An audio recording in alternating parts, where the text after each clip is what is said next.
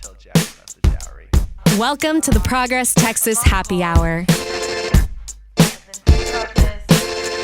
If you don't have a wedding, we can just get married. Welcome to the Progress Texas Happy Hour. I'm former Advocacy Manager Reagan Stone, joining you from Alpine, Texas. I don't believe there will be any surprises here in this statement. Texas is muy grande. And in today's special recording, we're giving you a tour of where South Texas meets West Texas and West meets Far West. As a matter of fact, as the native Chihuahuan crow flies, I'm about an hour away from Pinyon and Ponderosa pine forests, giant Douglas firs, and yes, some of the last remaining aspen groves in the state. But in stark contrast, Texas's US Congressional District 23's Sky Island Mountains and high desert borderlands lead to its opposite dense and urban bounds, El Paso and San Antonio, respectively. I'm honored to be joined by three candidates and an elected official of the region, showcasing the Democratic Party, and here to discuss the region's unique bellwether effect this district and the borderlands might play and hint towards statewide wins. First to welcome, Katy Padilla Stout received more individual primary votes than both now disgraced incumbent Tony Gonzalez and Second Amendment YouTuber Brandon Herrera. She's also a former public school teacher and child welfare attorney whose grandparents and father were farm workers in South Texas. And she described her primary reasoning for running in Texas's 23rd stem from being a mother first. I'm proud to introduce US Congressional District 23's Democratic nominee, Katy Padilla Stout. Hi, Reagan. Thank you so much for having us. I'm happy to be here today. Thank you for being here, Katy. We recently got a hero's welcome on the south steps of the Capitol, where we stood defending the Big Ben from a border wall. But I'll get to more of that in just a little bit. First, please introduce yourself to our audience. And in doing so, can you share with them the swing district you and I both know Texas 23rd as? Of course. So I am the Democratic nominee for the 23rd Congressional District of Texas, which is incredibly large, as Reagan already stated, which goes about 800 miles across throughout the border from El Paso to San Antonio, all the way down to Uvalde in Maverick County. And that is the district where we are trying to ensure is able to keep its natural resources. Absolutely. And thank you for being here again, Katy. Next, one of the busiest, most well-respected and bipartisan state representatives I know. From his hometown of Eagle Pass, Eddie Morales is a proud owner of the family's company, the Piedras Negras Tortilla Factory, a businessman and investor and attorney and partner at Langley and Bannock Attorneys at Law. He's consistently won as a Democrat in State House District 74 in a region that has voted for national Republicans. Therefore, unequivocally, my argument, he gives us a fair showing to what it means to flip districts and win on the border. I'm honored to introduce for the first time in my knowledge to Progress Texas, my state representative, Eddie Morales. Thank you, Reagan, for the opportunity. We're blessed to be able to represent Texas House District 74. Thank you, Representative, for joining us. I also recently got to sit with you in one of our most remote stretches of District 74 in Sanderson, Texas, also on a panel surrounding the border wall. But first, as you introduce yourself, can you give us a view into the work you've accomplished this past legislative session, as well as still look forward to and diving into as you run for re-election?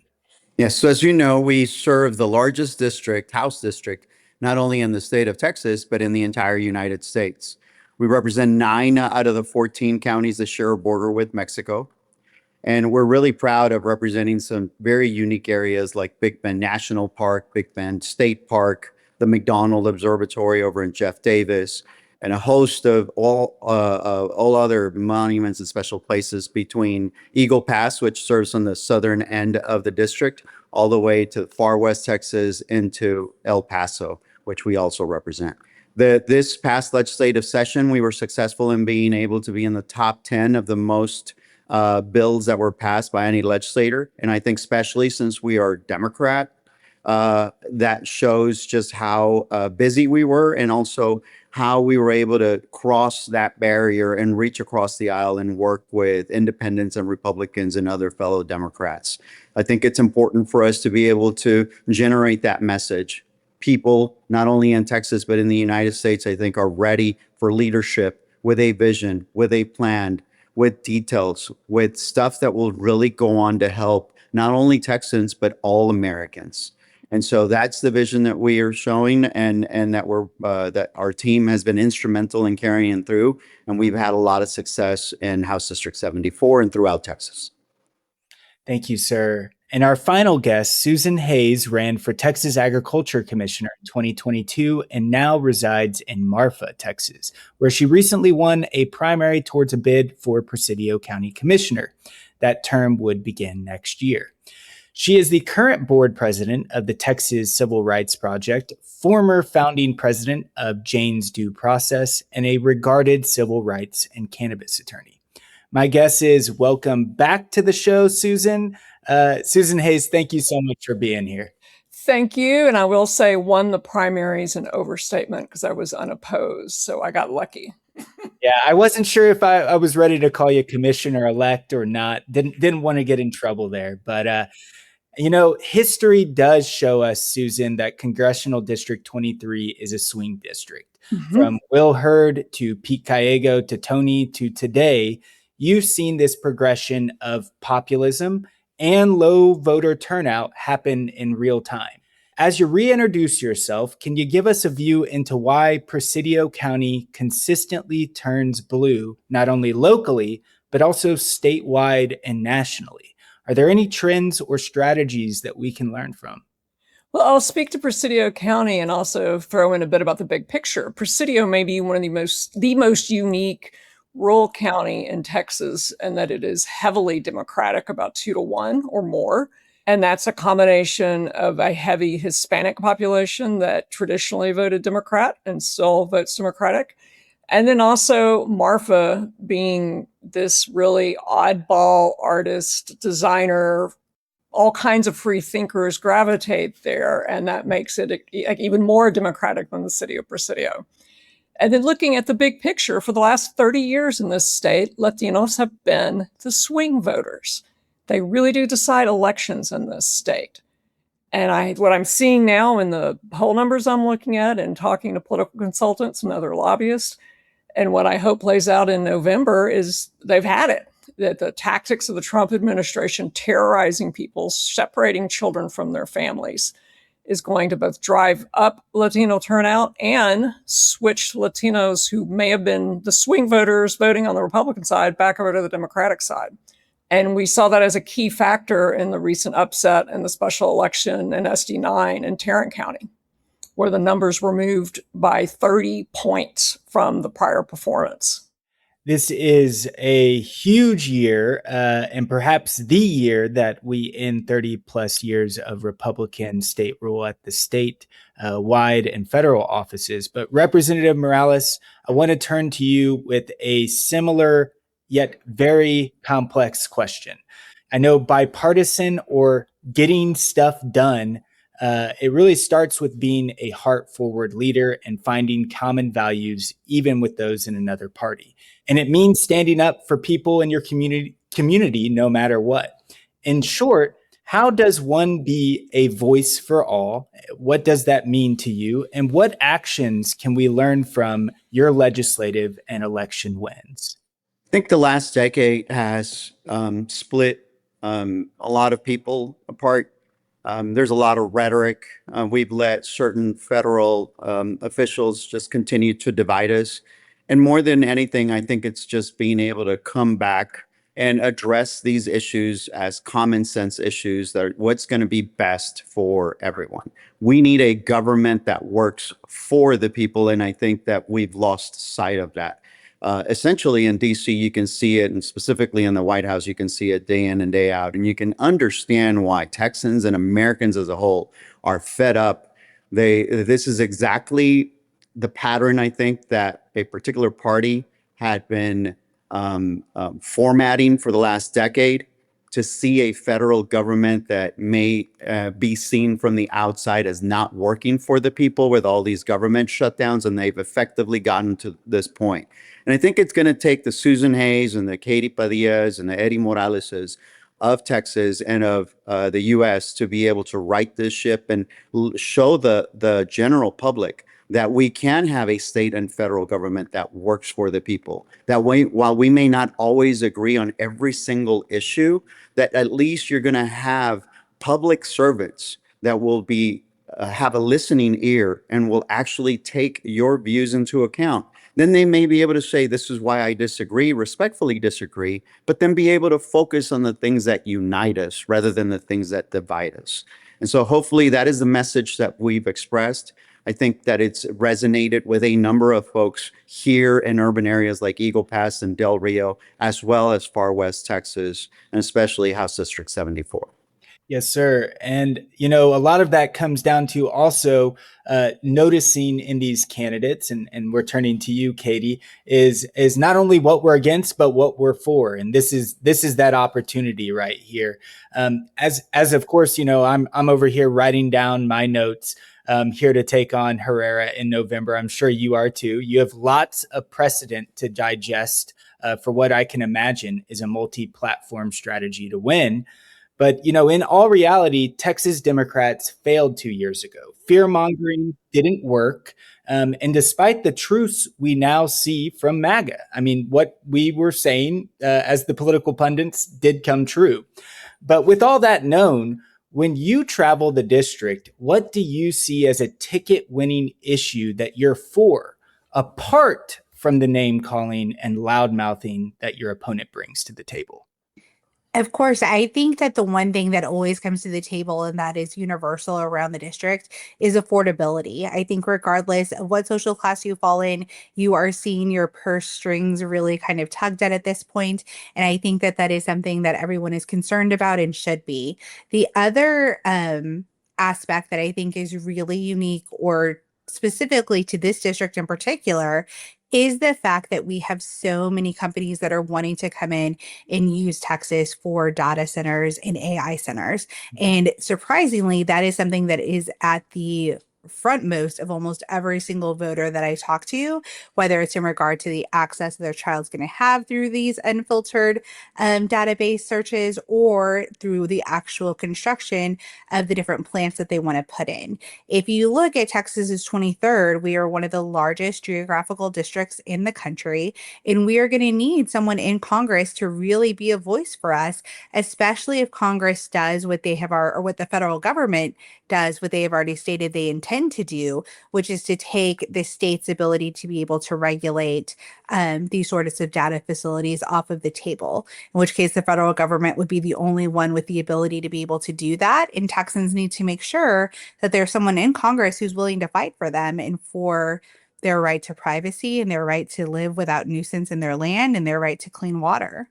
I love that. And that really encompasses these multi-pronged issues from the economy, of course, but also noting that we have resources to protect as well as how you let out here. Diving a little bit more into this issue, Representative Morales, one place you've rightly inserted yourself at the table is the issues where border security and economics collide, referring to international trade, local law enforcement, and tariffs.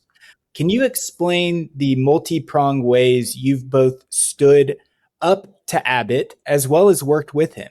I'm guessing that always didn't pan out, but in the end, you and our common sense sentiment towards bringing stakeholders together, that's the way to go, right? It is. And if you recall also, I've been at times critical of the Biden administration when we thought it was necessary and when we believed that they were not paying attention to those folks on the ground and on the border that know the border and the communities that they represent better. When you make decisions out of DC, as you can see with this Big Bend wall, for example, it clearly shows that lack of detail to some of these plans that are generated up there. And so in saying that, I think I don't think that as a public servant, if you're genuine to the people, I think the people end up seeing that and can take that. And that genuineness comes from not always also having to defend your own party. And sometimes you may have to be critical of your own party or even of within yourself and the past decisions that you've made. But I've really felt that now, using my attorney cap also in the 25 years, 26 years that I've been in this profession also, and as a trial litigator, for you to get the trust of the judge and the jury, you've got to come across and be genuine and also speak to them like what you're saying are in fact the true facts, and this is the presentation that you want to make in that particular case. And so I've associated and used that analogy for the public and the public servant sphere. And I think it comes with people end up trusting you. They may not agree again, but at least there is that ability to have discourse, communication, and maybe within that communication, you're able to single out a few issues that you may also agree with them and incorporate into whatever plan you're proposing. And so in doing that, I think that it's important for you to be able to also express that vision through social media, through newsletters, keep your community and your constituents informed so that they know that they have a public servant actually working for them day in and day out. We use the customer service approach from our tortilla factory. If you recall, I was 12 years old when we started working there. And I've shared this story countless of times because everything I know about the customer service and manager and handling money and stretching a dollar comes from those experiences that my dad and mom, we are so lucky to have been provided that. And then to share that down not only to my kids who are now adults, but then also now our grandkids as they're coming up. And so it's beautiful to see. And I hope that at the end of the day that the general public I just understands that they have a public servant that's willing to pick up that phone, that's willing to respond on social media if necessary, and then also willing to address any issues and be a partner in what they're proposing for their district. Absolutely. And I'll second that as well, that I've always looked towards lifting up service workers when looking for new people to hire for organizing or other positions. They're the hardest workers I know. But you know, Susan, here turning to another big ticket issue, there's no more permanent issue, I think, on people's minds than affordability. But second to that is healthcare. I live about a mile away from a rural hospital, and for the most part, I see it as my primary healthcare facility. Yet, like many in the region and state, my family cannot afford private or public insurance. Without giving a long-winded rant, there's over a dozen countries ahead of us in providing high-quality universal healthcare. And in addition, a rate to be even further not proud of, infant death and death among our mothers-to-be, is astonishingly high in the borderlands. In laying out this systematic problem surrounding current rural healthcare, can you also give us a preview into what you would discuss and ask for as a local commissioner with an elected Representative Morales or elected Representative Katy Padilla Stout in fixing this mess so our residents can have the resources that they deserve? Yeah, and I'm the 45 minutes away driving fast from the hospital that you're a mile away from. That's right. Yeah. And I've become very grateful for the tiny little clinic in Marfa where you mainly get to see a physician's assistant and not a doctor because it's at least accessible. You know, we don't have specialists. We don't have access to trauma care, which I think is just nuts next to large parks where people are often severely injured and in remote areas. We do not have a systematic system of transportation to hospitals with EMS, whether that's in vehicles or the $10,000 helicopter ride everybody in the Big Bend dreads and would often turn down when they need to take it if they're injured or hurt. And the state of Texas has not been tracking that much at all, much less paying attention to it. One thing that infuriates me about this smash and grab handing out of contracts for the border wall, where we've got two contractors who got contracts a little below and quite a bit above $1 billion a piece, is we don't even have doctors. We don't have health care. You know, the counties can't afford to maintain their roads. and these trucks want to go barreling down the county roads. If that kind of federal money was injected into healthcare along the border, you'd see a huge economic advantage. People want to retire to the Big Bend, but they leave as they get older because of the fear of not being close to healthcare and it wearing them out to drive to San Antonio or El Paso or, God forbid, Midland to go see a specialist. So as a local elected official, we have to be incredibly creative, look to build partnerships with the neighboring counties, whether through intergovernmental agreements or how we can help the hospital district. Look to both people like Representative Morales of how the state can help us, and I hope soon Congresswoman Padilla Stout to help us on the federal level. And the bottom line to that is a realignment of what are the priorities of our state and federal government. Are we going to continue to do political shows on the border or get smart about how we spend our money on the border? And those things would definitely affect the people that live here, of course. But as all of you have alluded to, we are turning to one of our last topics here is the Big Bend border wall. And I really want to first thank Progress Texas for inviting us to be able to come on here and talk about this really important issue as well. To summarize, the Department of Homeland Security in late February vacated over 20 laws surrounding environmental, archaeological, and stakeholder reviews of what is to become a 30-foot steel border wall, which would be placed from rural Fort Quitman to Lake Amistad. And I'm speaking on the Big Bend sector today, yet there are ever-changing plans to put a wall from the Pacific to the Gulf of Mexico. While it seems the grassroots effort might save Big Bend national and state parks, we still have lots of public and private land that is within the bulldozer's way. Eddie, and I call you Eddie like I did in Sanderson again, I just always feel like I know you when I see you in person. I see you on social media. I see you in the State House. I see you coming to local festivals, and I just love the way that you communicate with the communities that you represent. But back to this issue, can you lay out why you became one of the first state officials to take on the federal government on this? And if I might say, overreach by the federal government, and what actions you've taken?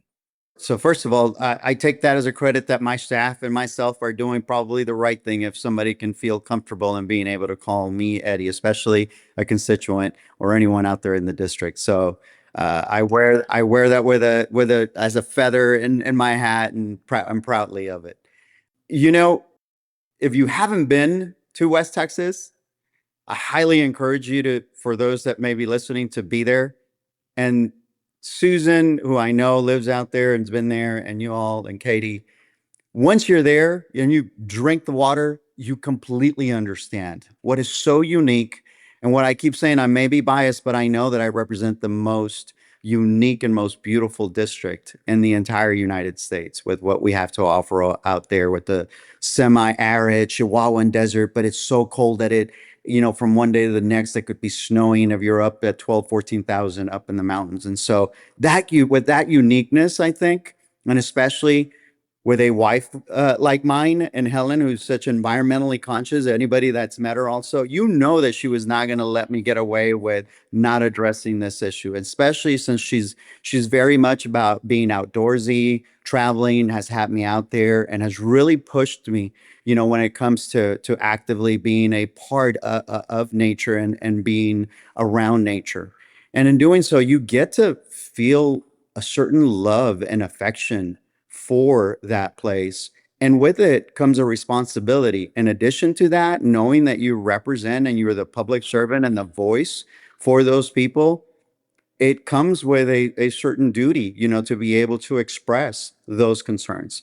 And I think it's just a matter of being able to cultivate that, understand from the constituency what is that issue, make sure that it's generated and formatted in a way that can be explainable. And my staff does an amazing job, I think, of messaging that also and explaining to a general person in Texas or any other part of the United States what is so unique about our district and why billions of dollars just throwing it on a border wall will do nothing when we have so many other more important issues like public education, access to quality healthcare, as Susan has mentioned, and a host of all other issues that we can show and we can flip it around us on here and those that are really dedicated into doing what's best for constituents and making sure that we have a government that works for the people, which I think for the last decade has just faced a constant barrage of the other party just trying to show us otherwise.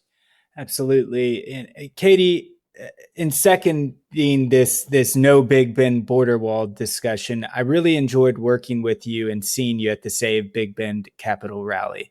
The energy, as we discussed before we got on the call, it was contagiously good.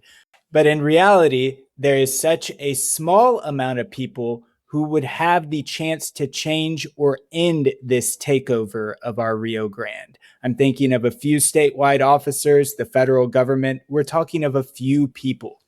Seeing this grassroots movement, do you think this is an issue where Republicans, Democrats, and independents can come together? Because it really seems to me people are starting to wake up when the money starts being spent like billions of dollars, and it doesn't cover one iota of what they actually want and need. I think what we're seeing a lot is this sense that people understand that a lot of our representatives are no longer serving the interest of the people and that they're serving the interest of big money, that they're serving at the interest of corporations. And at the end of the day, we understand on a fundamental level that we should be able to have access to healthcare. We should be able to have access to being able to afford a safe place to live. We should be able to enjoy our parks. These are basic things that I think a lot of people agree on, that I think is something we absolutely can come together to fight against in order to ensure that it benefits the majority and not just the rich. Absolutely. And even more locally, Susan, you've been speaking with the Big Bend Border Wall Coalition. I've seen you on the calls and understand the complexities of some of this eminent domain and private property, at least more than I do. Can you give us an understanding of what communities like Redford and Presidio are calling for and why it's important we continue to stand up for them despite a park maybe being X'd out for construction? Well, I'll drill down even further to the individual landowners. Once you get outside the parks, there are plenty of really small parcels, maybe 10 acres, maybe 20 acres, maybe 5 acres, that have been held by the same family for generations. They often have title work that isn't quite adding up because people have passed away without probating wills because they were poor. And they're not in a position to hire lawyers and fight. The larger landowners can. And the other typical landowner you have in the Big Bend are billionaires or investment groups who have huge ranches that they hold largely not for cattle raising anymore, though some do, but for hunting or for recreation or for conservation. And that coalition of everybody is how we're going to beat this. You know, I've been joking that my perfect plaintiff in a lawsuit is a pissed off Republican billionaire, because that's who the powers will be will pay attention to. But it's been great to see the coalition think about everybody and think about all strategies. And for those of you who have not seen the Big Bend, and I absolutely agree with Eddie that if you've seen this country, you get it. You get how absurd it is to put a wall through it. Take a look on Google Earth. See what the country looks like. And I'll tell you, when you see topographical changes on Google, it is nothing as harsh as it is in real life. Land that looks flat will wear you out trying to hike it. But the part of the river that runs through Presidio County, upriver from Presidio, is literally bounded on both sides by mountain ranges. The Sierra Vieja on the Texas side and a similar mountain range on the Mexican side. What an utter waste of money to put a wall through there. And it will plow through these old family farms and small ranches that have been there for generations. And people who have lived there for not just hundreds of years, but thousands of years, because they're the direct descendants of the First Nation people who lived there in the first place. And all the way up to the lower El Paso value. It's similar topography. Heading down from the Big Bend into the lower canyon, south of Sanderson and toward Del Rio, it's similar rough country. Sharp canyons, incredibly rocky soil that'll take out a set of tires in the blink of an eye. Ask me how I know. Again, it's absurd to put a wall through this country and a waste of money. When, on the other hand, we could be spending that money, and frankly, this is what really made me angry at the Biden administration when they did not articulate a policy on the border during the 2022 election cycle to build up the infrastructure for trade and for commerce. The city of Eagle Pass rivals the port of New York for the dollar volume of the trade that passes through. And New York is a hell of a lot bigger than Eagle Pass. And the smuggling that happens on the border isn't guys hiking through the Big Bend with a backpack. It comes through the ports of entry. Better technology, better screening. We can both secure the border and beef up the economy along the border, which is chock full of some really poor counties like Presidio. You said it the best I could. And I know folks are listening here and know this is an ever-changing story. I do ask you, as another resident out here in the Big Bend, to please follow the No Big Bend Border Wall Coalition at nobigbendwall.org and the region's investigative newspaper, the Big Bend Sentinel, to stay up to date on the No Big Bend Wall. Any closing thoughts from anyone? I want to circle back around. Miss Katy Padilla Stout, any closing thoughts while we're here? Well, you made a comment, Reagan, earlier, and I think that it is at its heart true. But I know that there's only a handful of people that are going to be able to stop or protect our lands. But I do think that the people are showing their power. And I think that once the people really wake up to the power that they have to influence what the government does, then we'll start to have a government that starts to work in our interest. And so I think everyone that has gotten involved in this cause, that has really showed their voice on this, so that we can show them that we are a force to be reckoned with, and that, we are here to stand our ground, and that we need to make sure that our priorities are put in line as well. And so I just encourage everyone to get involved and to make sure that the leaders that you're representing or electing are those that are in line with your beliefs and your morals, so that you can ensure that you have a rightful seat at the table. And where can we find out more about you, Katy? Sure. So I am at Katy, Katy, for the number 4 Congress.com. Katy for Congress is also for all of our social media on Instagram, LinkedIn, Facebook, and TikTok. So you can find us on any of those platforms. Awesome. Thank you. State Representative Morales, closing thoughts for the program. Well, thank you again for the opportunity to express our vision of what the border and Texas and as a whole United States can be. I think we just need to remind the public that they truly hold the power, and that power is with their vote. For the longest time, I think, again, there's been this attack on state and federal government of seeing it in chaos and seeing it in discord and seeing officials up in DC and the state not actually being there for the people, and that we ourselves can be that voice of change and that voice of reason, a voice of common sense also, and remind the public that there's a ton more millions of us than there are. They may have the billions and the dollars, but they don't have the people. And that's what actually can push. It's beautiful to see what's going on in Europe recently. For example, with these latest elections, I woke up to one of the biggest, closest, individuals that was tied to the Russian party just losing. And that's great to see. And we need more of that, where the people are waking up. And we need to remind them that we can, again, have a government that works for the people. And it's important to what's gone down in this presidency now. I think we have a great opportunity to be able to see and isolate all those issues that need to be addressed, so that this next coming election presidential cycle, we vote the right person and the right group of leaders that we're going to be able to effectuate those changes, those stark changes that we're seeing, like ending, for example, this insider government trading that seems to be now the norm and totally acceptable. For us to completely feel like government shutdown, it's just like another week and there's basically nothing wrong with it.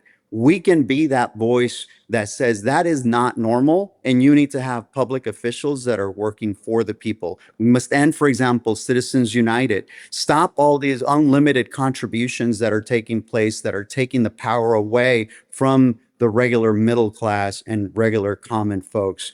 We need to end gerrymandering also, and do it by whatever means is necessary whenever we have the right people. And we can't wait for this in the next 5 years and the next years. This next election cycle can be that turning point where we are those folks that take that baton that is being handed to us with that responsibility and be that voice of change. We truly are the last frontier when it comes to Texas and on the border as far as investment is concerned. Susan hit it right in the head when we're talking about, we had a perfect opportunity under the Biden administration to double down on the border, to see a vision of a border where you have high-end technology being implemented in all these ports of entry, for example, the state and federal government working in unison to be able to offer the services of folks coming into the United States in a welcoming manner, not in a manner where we're having them sit 1, 3, 5, 7 hours, for example, to come in through a port of entry. Putting your customer service goggles in again, right? As a 12-year-old again, there's nothing effective about doing things the old way.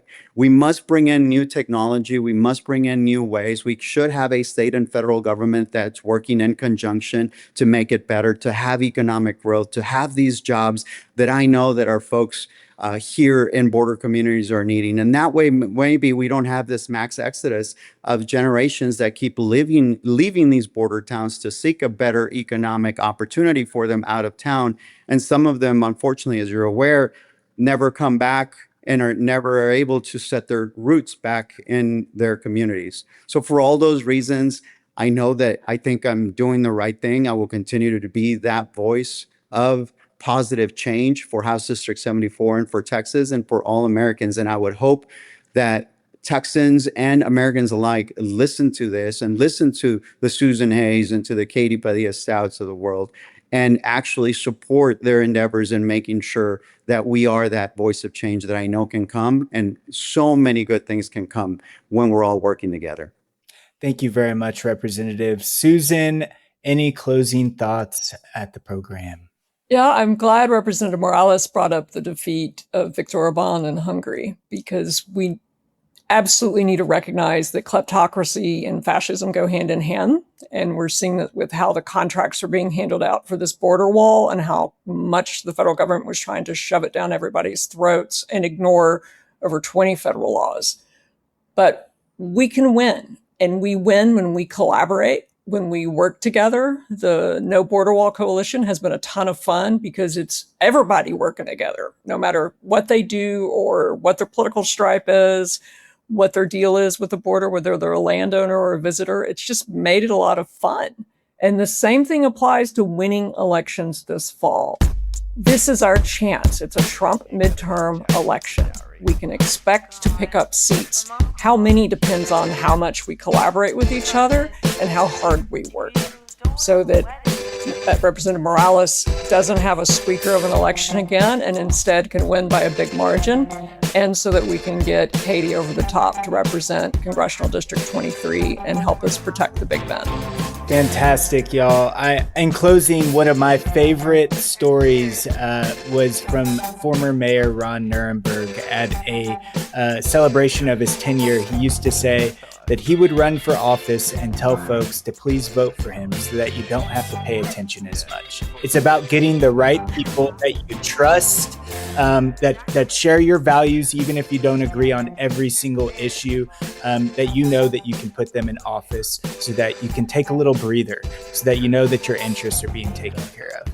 And I couldn't say that more about each of you. Thank you very much to Representative Eddie Morales, the Democratic nominee for US House District 23, Katy Padilla Stout, and favorite West Texas attorney and to-be Presidio County Commissioner Susan Hayes. Folks, I'm Reagan Stone, recording from the Big Bend, and so long till next time. Thank you, Reagan.